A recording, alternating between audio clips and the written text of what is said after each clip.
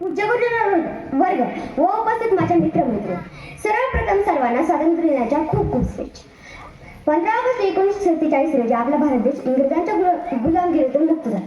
परंतु यासाठी भगतसिंग, राजगुरू, सुखदेव अशा अनेक थोर यांनी आपले प्राणाची आहुती दिली. तसेच स्वराज्य घडवण्यासाठी छत्रपती शिवाजी महाराज व त्यांच्या मावळ्यांनी आतोनात कष्ट घेतले. त्याबद्दल मी तुम्हाला 2 शब्द व्यक्त करून दाखवत आहे. ते तुम्ही शांततेने ऐकून घ्या अशी माझी विनंती. सह्याद्रीच्या छाताडावरती नाथ भवानी गाते, सह्याद्रीच्या छाताडावरती नाथ भवानी गाते, काळजात राहते आमच्या रक्तात वाहते राहते, काळजात राहते आमच्या रक्तात वाहते राहते. तुफान गरजतो आगो वाघ मराठी माझा, तुफान गरजतो आगो वाघ मराठी माझा, सन्मान राखतो जाण ठोकतो तुफान मातीचा राहता, तुफान मातीचा राहता. भागाची चाल गरुड चिन्हत स्त्रियांचा आदर्श शत्रूचे मत असेच असावे मावळ्यांच्या अवतारी छत्रपती शिवरायांची शिकवण.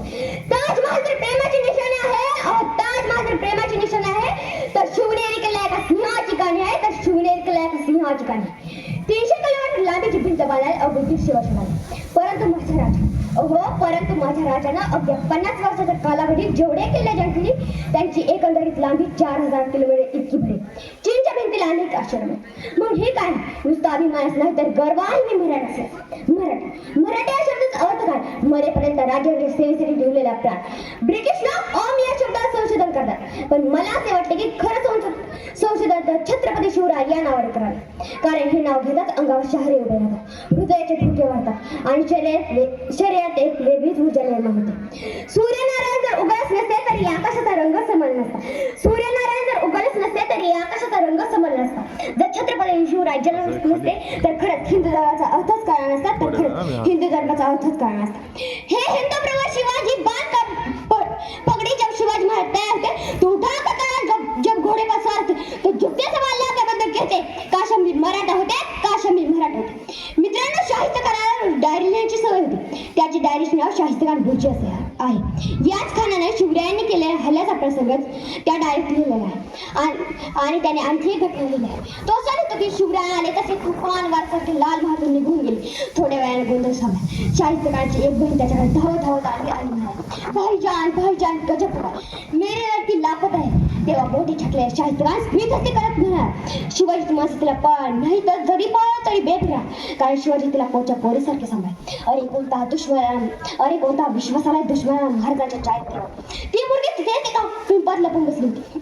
नंतर ती सापडली. ही गोष्ट सांगण्याचं तात्पर्य एवढंच की आज या संबंध भारतीय समाजात शिवरायांसारख्या चारित्र्या महापुरुषाची खरी गरज आहे. नाहीतर आज आपल्या महाराष्ट्रात लहान मुलं अत्याचार होते, बलात्कार होते. असे व्हायला नको म्हणून आज या संबंध भारतीय समाजात शिवरायांसारख्या चारित्र्या महापुरुषाची खरी गरज आहे. तुम्हाला माहिती आहे का, इतिहासात एक असा मावळा होऊन गेला त्याचा मृत्यू घडला फक्त आणि फक्त आपल्या राजांच्या श्वास जिवंत राहण्यासाठी. ते म्हणजे वीर बाजी देशपांडे.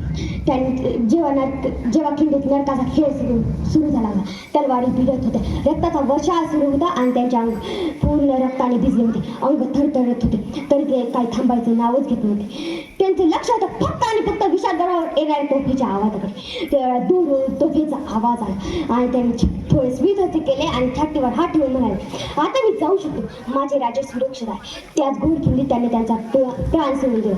तेव्हापासून त्या घोडखिंडीला पावनखिंडी असे नाव दिले. तुम्हाला माहिती आहे, शिवाजी महाराजांच्या 11 बॉडीगार्ड होते, त्यापैकी 10 बॉडीगार्ड मुसलमानांचे. हे लक्षात घ्यायला हवे. शिवाजी महाराजांनी एकही मस्जिद जाणे नाही याचा गांभीर्याने विचार करायला.